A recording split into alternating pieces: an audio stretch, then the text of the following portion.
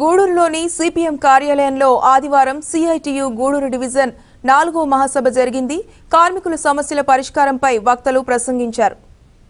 స్థానిక సిపిఎం కార్యాలయంలో జరిగిన డివిజన్ మహాసభకు సిఐటియు జిల్లా కార్యదర్శి అజయ్ కుమార్ ముఖ్య అతిథిగా హాజరై మాట్లాడారు.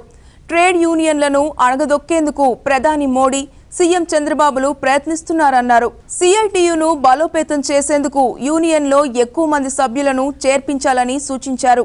ఈ కార్యక్రమంలో జిల్లా కమిటీ సభ్యులు పుల్లయ్య, వ్యవసాయ కార్మిక సంఘం డివిజన్ కార్యదర్శి యాదగిరి, సిఐటియు డివిజన్ కార్యదర్శి వెంకట్రామిరెడ్డి, నాయకులు కేశవులు, మణి, ముత్యాలయ్య, వివి రమణయ్య మొదలగువారు పాల్గొన్నారు.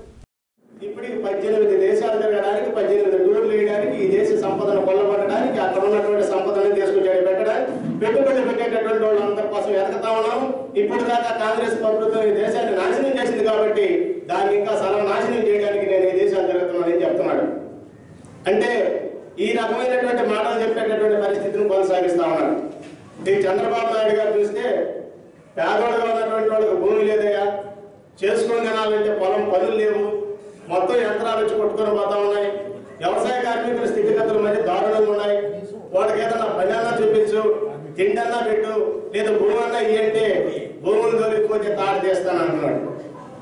భూములు మొత్తం 1,00,000 ఎకరాలు ఒక జిల్లాకి భూ బ్యాంక్ అనే పేరుతో 1,00,000 ఎకరాలు తీసి దాచిపెట్టండి అంటున్నాడు. కలెక్టర్లందరికీ ఆ రకమైన డైరెక్షన్ ఇచ్చాడు. ఎక్కడైనా సరే ఎవరైనా సరే ఒక పని కావాలని అడిగితే జన్మభూమి కమిటీ వాళ్ళు చెప్తేనే పని చేయండి, లేకపోతే చేయబాకండి అంటున్నాడు. ఈ రకమైనటువంటి నిరంకుశమైనటువంటి ద్వారంతో ఈరోజు ప్రజలను ఇబ్బంది పెట్టేటటువంటి పరిస్థితి కొనసాగిస్తా ఉన్నారు. ఇక ఉపాధి హామీ పని అంటే డివిజన్ మహాసభ మే 26, 2013లో జరిగింది. ఆ మహాసభలో తీసుకున్న నిర్ణయాలను, కర్తవ్యాలను సమీక్షించుకొని భవిష్యత్ కర్తవ్యాల రూపకల్పనకు మనం ఈ మహాసభని జరుపుకుంటున్నాం.